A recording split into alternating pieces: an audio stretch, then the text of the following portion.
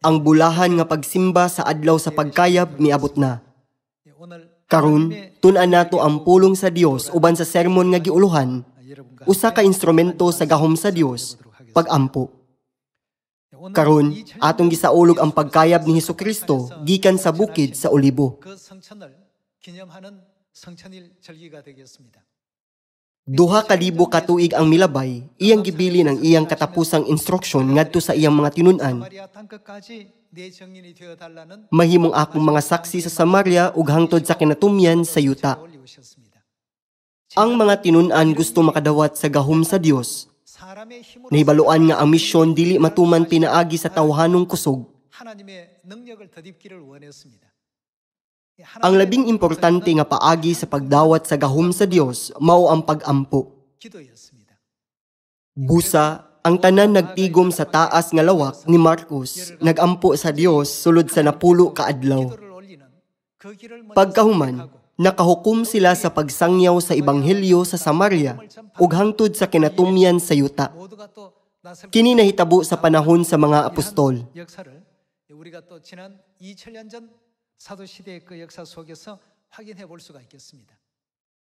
Unya, ang pag-ampo may usa ka instrumento diin kita mutawag sa gahom sa Dios.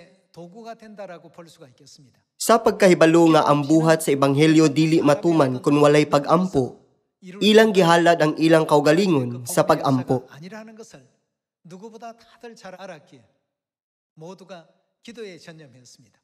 Ang mga tinun-an na hibalo nga kun wala ang gahom sa balaang espiritu, kini nga ebanghelyo dili gayud masangyaw sa Samaria ug ngadto sa kinatumyan sa yuta. Sama usab kini kanato niining panahona. Aron kining ebanghelyo ikasangyaw sa Samaria ug ngadto sa kinatumyan sa yuta, kinahanglan nga adunay gahom sa Dios.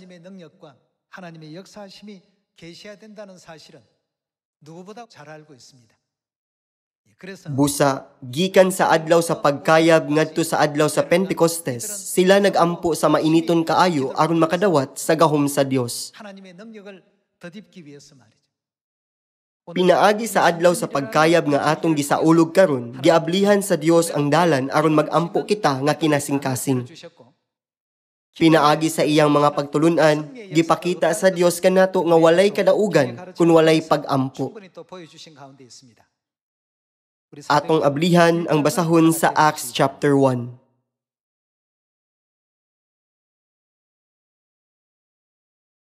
Acts chapter 1 verse 6. Sa pagkatigom na nila, gipangutana nila si Jesus, Ginoo, ipahiuli mo ba pag-usab niining panahon na ang gingarian sa Israel? Si Jesus mitubag kanila, ang mga panahon ug mga adlaw gitakda ng daan diha sa pagbuot sa akong amahan.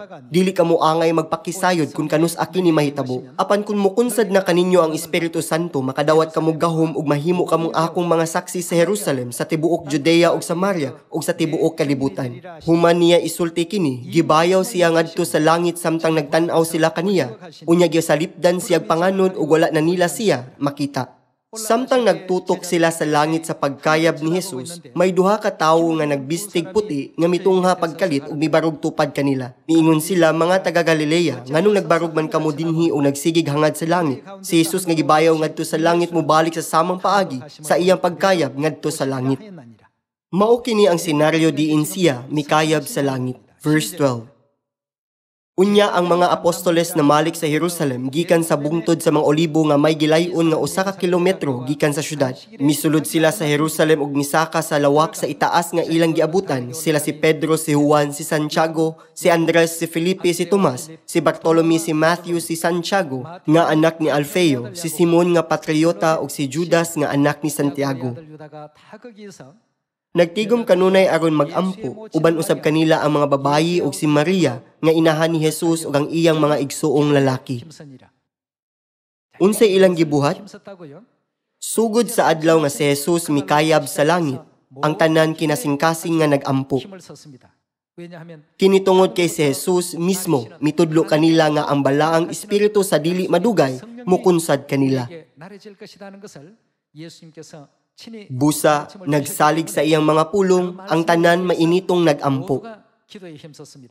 Verse 15. Usa ka adlaw ni ana, samtang nagtigom ang mga 120 ka magtotoo, mitindog si Pedro. Isip resulta sa kinasingkasing nga pag-ampo hangtod sa adlaw sa Pentecostes, nadawat nila ang balaang espiritu sa kanhing ulan nga nagtimaan sa pagsugod sa panahon sa apostol uban sa sermon ni Pedro. Sa wala pa ni ana, kadtong mituo kang Hesukristo ug misunod kaniya mga 120 ka tawo nga nagpundok sa lawak sa taas ni Marcos.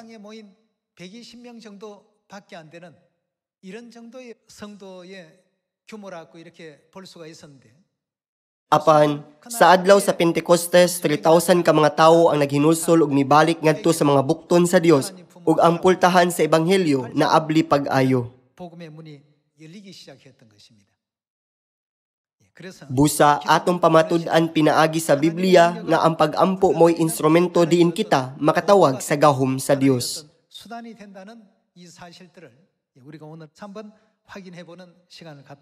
Atong ablihan ang Mark chapter 9. Atong tan-awon ang pulong sa Dios sa Mark chapter 9 verse 28.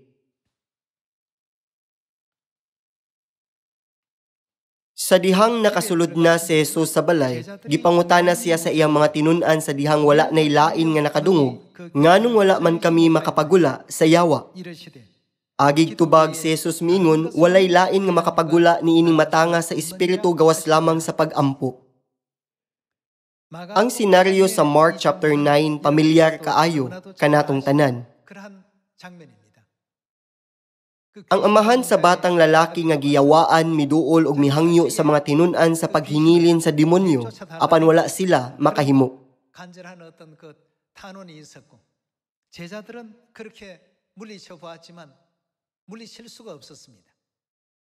Sa katapusan, gipapahawa ni Jesus ang demonyo sumala sa na-record sa basahon sa Mark chapter 9. Human ni adto, ang mga tinun-an nangutana kang Hesus sa tago, nganong wala man kami makaabog niini. Si Jesus mitubag, walay lain nga makapagula niining matanga sa espiritu, gawas lamang sa pag-ampo.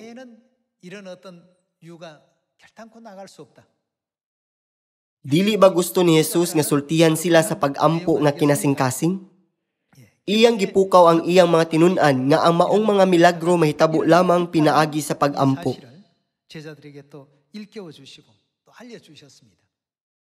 Ug ato usab hunaw-naon mahitungod kang Elias.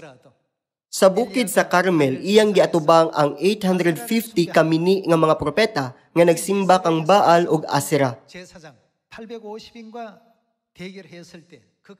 Niatong panahon na una niyang gipatindog ang halaran ug nag-ampo sa Dios.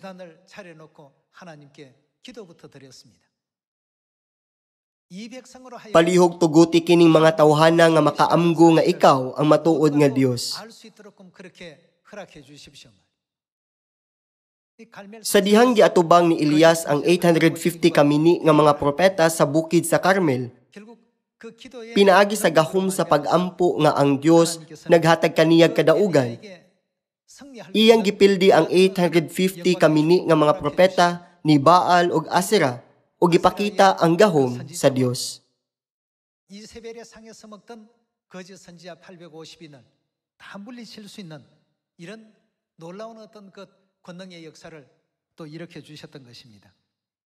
Sa matag panahon, ang Dios naghatag kanato og espirituhanong himan nga gitawag og pag-ampo, diin ang iyang gahom mahimong mapalihok. Sukad karon hangtod sa adlaw sa Pentecostes, pagsunod sa unang simbahan, maghalad kita og mga pag-ampo sa Dios sulod sa napulo ka adlaw, sayo sa buntag ug sa gabii. Kinahanglang mag-ampo kita sa Dios aron ang Sion matukod sa tibuok kalibutan. Gihangyo ko kamo sa pag-ampo nga makugihon aron ang ebanghelyo sa Dios masangyaw sa tanang nasod. Dugang pa, palihog pag-ampo alang sa atong Sion nga matukod sa tibuok kalibutan ug alang usab sa inyong personal nga pagtuo. Kung mag-ampo ka pag-ayo alang sa simbahan ug alang usab sa imong grupo ug unit, dili gayud mawala ang gahom sa imong pag-ampo. Mag-ampo kita nga makugihon sayo sa buntag ug sa gabii, sa pagtuo nga ang atong mga pag-ampo mahimong insenso ug ipataas ngadto sa Dios.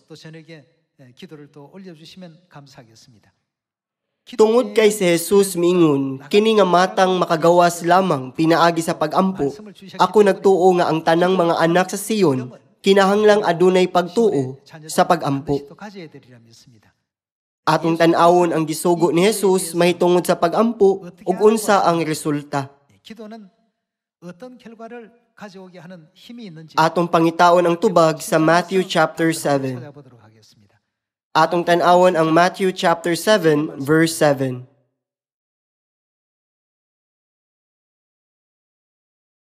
Sa chapter 7 verse 7 si Jesus miingon, pangayo og kamu hatagan, pangita og kamu makakaplag, panuktok og ampultahan ablihan alang kaninyo. Unsa ang gisulti ni Jesus nga atong buhaton sa Matthew chapter 7 verse 7? Si Jesus miingon, pangayo, pangita, ug panuktok. Unsay gipasabot niini? Dili ba kini nagpasabot nga kita kinahanglang mag-ampo? Kinahanglan kitang mangayo, mangita, ug manuktok, pinaagi sa pag-ampo. Unsay resulta sa pagbuhat niini? Verse 8. Kay ang mangayo, unsa ang mahitabo sa tanang mangayo? Hatagan ug ang mangita, makakaplag ug ang manuktok, ablihan. Matod niya nga mahitabo gayud kini ug midugang ug mubo nga katin-awan. Atong tan-awon ang verse 9. Kamong mga amahan, hatagan ba ninyog bato ang inyong anak kung mangayo siyag pan? O hatagan ba ninyog bitin kung mangayo siyag isda? Kung kamo nga mga daotan mahibalong muhatag ug maayong butang ngadto sa inyong mga anak, unsa pa kaha ang inyong amahan nga atua sa langit? Muhatag gayud siya sa mga maayong butang niadtong mangayo kaniya. Kung mangayo kita sa himaya sa Dios, sa gingharian sa Dios, o sa ebanghelyo, dili ba siya muhatag kanato og maayong mga butang? Niining paagiha, gihatag ni Jesus ang tubag, pangayo, pangita, ug panuktok. Kay ang mangayo hatagan, ug ang mangita makakaplag, ug ang manuktok ablihan. Pinaagi sa pagsulti niini, iyang gipahinumduman kita sa kahinungdanon sa pag-ampo sa Matthew chapter 7 uban sa Mark chapter 9. Mupadayon kita sa Mark chapter 11. Ngano nga ang unang simbahan nag-ampo pag-ayo sulod sa napulo ka adlaw? Unsa ang ilang gitinguha nga makuha? Sa katapusan, pinaagi sa pagpangutana, pagpangita, ug pagpanuktok, 3,000 ka mga kalag ang naghinulsol sa usa ka adlaw. Atong hinumduman kining milagruha nga nahitabo 2,000 ka tuig ang milabay. Atong tan-awon ang Mark chapter 11 verse 22. Chapter 11 verse 22. Mingon si Jesus kanila, salig kamo sa Dios. Ug timan ikini, makahimo kamo pagsugo niining bungtura, maalsa ka ug maitsa ngadto sa dagat. Kung kamo walay pagduha-duha sulod sa inyong kasing-kasing, ug nagtuo nga mahimo ang inyong gisulti, mahimo gayud kini. Mga igsuon, makatuo ba ka nga mahitabo kini? Lisod tuuhan kung imong hunahuna-on nga ang mga nanghitabo niining kalibutana, maora. Dili ba adunay video nga nagpakita kanato nga ang dili katuuhan sa 3 ka dimensyon nga kalibutan, dali nga matuman sa 4 o 5 ka dimensyon nga kalibutan? Bisan kung kini usa ka butang nga dali nga mahimo sa Dios, walay bisan usa sa mga pindutanan ang mugana tungod kay dili kita motuo. Atong tan-awon ang verse 24. Tungod niini, ingnon ko kamo nga bisag unsa ang inyong pangayuon diha sa pag-ampo, tuuhi. Unsa may atong tuuhan? Nga madawat ninyo kini, ug mainyo, gayud kini. Ang Dios nagsaad na kanato niini. Mga igsuon, palihog pangayo ug pangitaa, ang tanang butang nga makiangayon, balaan ug tinuod sa Dios. Unya, tumanon gayud sa Dios ang tanan.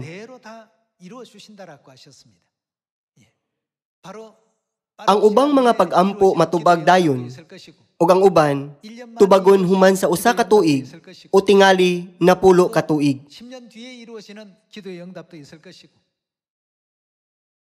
Sumala sa atong pag-ampo, tumanon sa Dios ang tanan nga atong giampo sa labing haom nga higayon ug panahon alang sa atong kaayuhan. Ug kinahanglang musalig kita niini nga saad kung kita mag-ampo.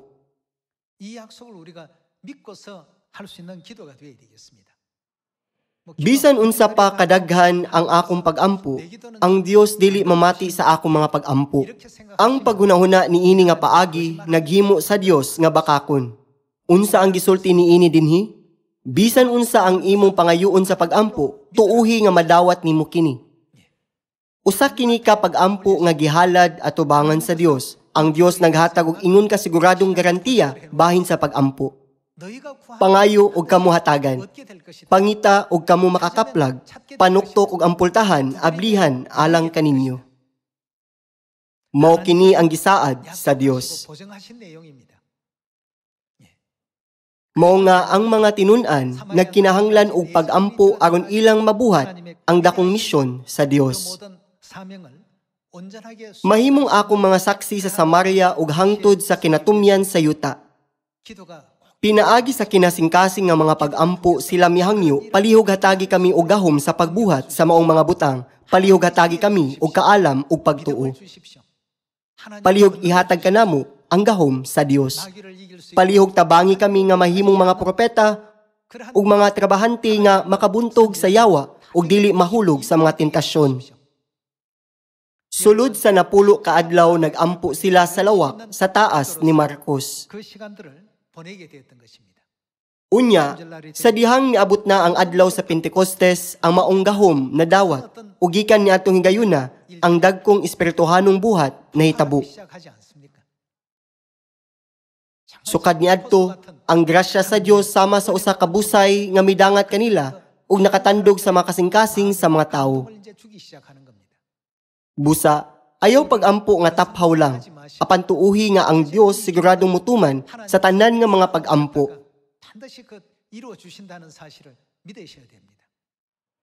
Alang sa atong kaugalingong mga panalangin nga ang ubang mga pag-ampo dali nga tubagon, samtang uban natuman sa ulahi. Kinahanglang mutuo kita nga kun ang atong mga pag-ampo haom sa pananaw sa Dios, ihatag gayud niya kining tanan. Mahitungod niini, si Jesus naghatag kanato og usa ka panig-ingnan sa pag-ampo uban sa daghan pang mga panig-ingnan sa pagtuo. Atong ablihan ang Mark chapter 1. Mark chapter 1. Sa Mark chapter 1 verse 35 kini nahisulat, kaadlawon pagani, mibangon na si Jesus og migawas sa balay, miadto siya sa usa ka dapit nga mingaw ug nagampo didto. Apan si Simon ug ang mga kauban nangita kaniya. Nakita nila siya ug giignan, ang tanan nangita kanimo. Apan mitubag si Jesus, mangadto kita sa silingang mga lungsod, kinahanglang sangyawan ko usab sila. Mianhi ako alang niining maong katuyuan. Busa, gilibot ni Jesus ang tibuok Galilea. Niining paagiha, ang naandan matag-adlaw ni Jesus nagsugod sa kaadlawon. Samtang nagpuyo ka niining kalibutana, unsay imong bation kung kulang ka sa kusog? Wala ba nimo gibati nga ang adlaw medyo lisod ug kulang sa kadasig?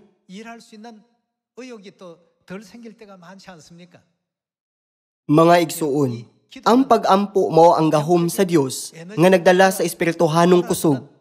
하나님의 어떤 권능이라고 볼 수 있겠습니다. Busa, mag-ampo kita matag adlaw ug magtigom sa langit ng mga panalangin. 날마다 기도해서 쌓아놓으십시오. Human masangyaw ang ebanghelyo sa Samaria ug hangtod sa kinatumyan sa yuta, 다 전파되고 나면 atong makita ang atong mga kaugalingon nga mausab, sumala sa mga pag-ampo nga atong natigom. 이렇게 변화를 입고 있고 Makaambo nga kita, nahimong kompleto, nga gitinguha sa Dios. 성품에 이렇게 되어져 있구나 하는 사실을 발견하게 될 날들이 반드시 올 것이니까 말이죠. Sanglit ang Dios nag-ingon, sa diha nga kamo mag-ampo, tuuhi nga kamo nakadawat niini. 가급적이면 Atong ihalad ang mapuangurong mga pag-ampo nga makabinipisyo sa uban, mga pag-ampo alang sa pagkamatarong, ang gingharian sa Dios, ug ang ebanghelyo. 신앙을 위한 기도. Palihog usab pag-ampo alang sa imong pagtuo, alang sa simbahan, ug alang sa imong grupo ug unit. 많이 해놓으십시오. Ang mga pag-ampo gitugyan ngadto sa langit ug nagtigom karon ug ugma. 사여 있게 되고 내일의 기도가 또 하늘에 상달될 Unya, usa ka adlaw, mubuto ang mga pag-ampo ug mahimong adunay 3,000 ka bunga kada adlaw. 내일같이 하루에 3,000명 Sa pagkakita nga giablihan sa Dios ang mga kasing-kasing sa 3,000 ka tawo sa usa ka adlaw, si Pedro lagmit nag-ampo pag-ayo. 반드시 그렇게 Kinahanglang mutuo ka nga kini mahitabo gayud.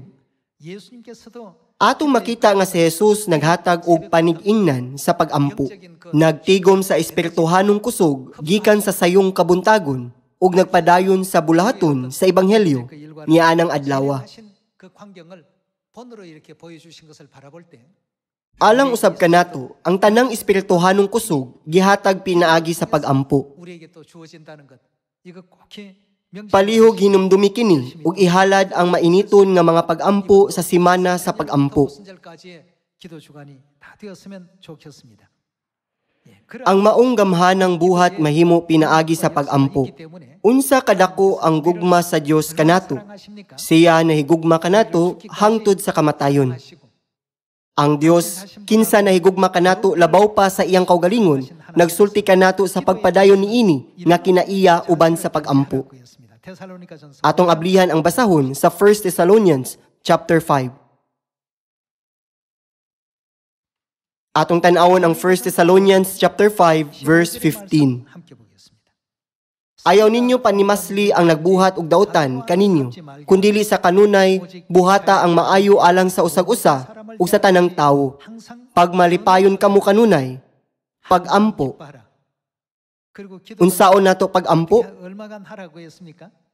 Kanunay. 쉬지 말고 기도하라고 했습니다. 기도는 Ang pag-ampo naghatag og kusog sa atong mga kalag. Kinahanglan nga padayon natong madawat kana nga kusog. 받을 수 있는 우리가 되어야 되죠. Unsay mahitabo kanato kun mahutdan kitag kusog? 어떤 입장이 됩니까? Ang atong pisikal nga mga lawas mahimong magul-anon og kapuyon. 유력해지게 되고 말이죠. Ingon usab niini ang atong kalag. 기도는 Hunaw naa ang pag-ampo ingon nga kusog nga nagdugtong kanato sa Dios. Mao nga dili gusto sa Dios nga maputol ang kusog bisan sa gamayng higayon. Mao nga siya nagsulti kanato sa pag-ampo kanunay. Magbuhat man og ginagmay nga buluhaton, dagkong proyekto, importanteng mga butang, 덜 중요한 일을 할 때든 o dili kaayo importante nga mga kalihukan, 기도 속에서 magkinabuhi kita matag adlaw sa pag-ampo. 이런 여러분과 저가 되신다면 Kung himuon nato kini, tugutan kita sa Dios og 30,000 o 300,000 ka bunga sa isa ka adlaw. Sama nga si Pedro na munga og 3,000 ka maayo nga bunga sa isa ka adlaw. 그래서 하루에 3,000명 아니라 Dili ba siya mutugot kanato sa ingon katalagsaon nga buhat? 겠습니까? Himuon niya nga mapadayag ang atong mga pag-ampo sa usa ka punto. Busa pag-ampo nga makugihon ug padayon sa pagtigom niini. 기도한 것은 Kinahanglang mutuo kita nga nadawat na nato ang tanan nga atong giampo. 여러분과 제가 꼭 되시고요. Ang Dios wala magsugo kanato nga mag-ampo kanunay aron lisod-lisoron kita. 하시는 것이 아니라 Gipukaw kita sa Dios nga mag-ampo kanunay tungod kay gusto niya nga kanunay natong bation ang espirituhanong kusog nga gihatag pinaagi sa pag-ampo. Kini tanan tungod kay siya negugma kanato. Sa dihang ang mga katigulangan sa pagtuo ug ang mga balaan sa unang simbahan nag-ampo, dili ba katingalahang mga butang ang nahitabo? Hunaw naa ang kasaysayan sa bukid sa Carmel. Og si Jesus kinasingkasing nga nag-ampo sa gabii sa pagsaylo. Pinaagi sa pagbuhat sa ingon, dili ba iyang nahimo ang dakong buhat sa pagtubos sa katawhan? Gihangyo ko kamo nga dili gayud makalimtan nga ang gahom sa pag-ampo nag-una sa bisan unsang dagkong panghitabo. Ang Dios dili mapakyas sa pagtubag sa atong mga pag-ampo human sa pag-ingon, tuuhi kini. Naghimo siya og klaro nga saad sa tanang katawhan. Bisan unsa ang imong pangayoon sa pag-ampo, tuuhi nga nadawat na nimo. Gisalikway sa Dios ang mga pag-ampo nga sayop nga gitumong sa atong kahakog o gituyo aron sa pagpatuyang sa atong kaugalingong kalipayan. Busa, akong gihangyo kining simana sa pag-ampo, ipahinungod sa pag-ampo, subay sa kabubuton sa Dios. Ang instrumento sa gahom sa Dios mao ang pag-ampo. Ang pag-ampo mauusab ang kusog sa atong kalag. Kung ang pag-ampo maputol, ang kalag walay kalainan sa lawas nga walay kusog. Dili kini magamit sa bisan unsang gahom. Tungod kay adunay dako nga panginahanglan alang sa pag-ampo, mag-ampo kita sa kinasingkasing sa panahon sa simana sa pag-ampo, sulod sa 10 ka adlaw. Aron ang mga kasingkasing sa tanang katawhan sa tibuok kalibutan, matandog ug ang tanang mga tawo mubalik sa Sion, maghinulsol, makadawat sa kapasayloan sa mga sala ug mubalik sa gingharian sa langit. Naglaom nga kining dakong milagro mahitabo pinaagi sa atong kinasingkasing nga mga pag-ampo, gusto na kong tapuson ang sermon karong adlaw. Daghang salamat.